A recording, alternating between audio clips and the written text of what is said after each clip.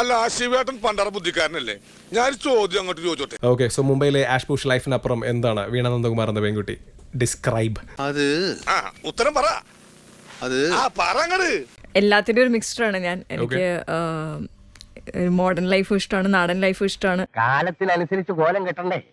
പക്ഷെ ഗ്രാമത്തിന്റെ നിഷ്കളങ്കത, ശാലീനത എല്ലാം ഒത്തിണങ്ങിയ സുന്ദരിയായ ഒരു പെൺകൊച്ചാണ് ഈ കൊച്ചു. ബേസിക്കലി അധികം സംസാരിക്കാത്ത പെൺകുട്ടിയാണോ? അങ്ങനെയൊന്നുമില്ല. ചില സമയങ്ങളിൽ എനിക്ക് തോന്നിയാൽ ഞാൻ ചിലപ്പോൾ കുറെ സംസാരിക്കും, ചിലപ്പോൾ ഒട്ടും സംസാരിക്കില്ല. അയാൾ അങ്ങനെ ഒരാളാ. ചിലപ്പോ കാണും, ചിലപ്പോ കാണില്ല. ചില നേരത്ത് അങ്ങനെ ഒരാളുണ്ടോ എന്ന് പോലും എനിക്ക് സംശയമാണ്. ഈ തോന്നലിന്റെ ഒരു ക്രൈറ്റീരിയാസ് പറയൂ. എന്തുണ്ടെങ്കിലും സംസാരിക്കും. രണ്ടെണ്ണം അടിച്ചു കഴിഞ്ഞാൽ കുറെ സംസാരിക്കും. സോ രണ്ടെണ്ണം എന്ന് വെച്ചാൽ മാക്സിമം എത്ര എണ്ണം വരെ അടിക്കും? അത്ര വലിയ കപ്പാസിറ്റി ഒന്നുമില്ല. ഞാൻ കുറച്ചും കൂടി കുറച്ചും കൂടി മതിയല്ലോ. ഞാൻ കുറച്ചായിട്ടേ ഉള്ളൂ ഇതൊക്കെ തുടങ്ങിയിട്ട്.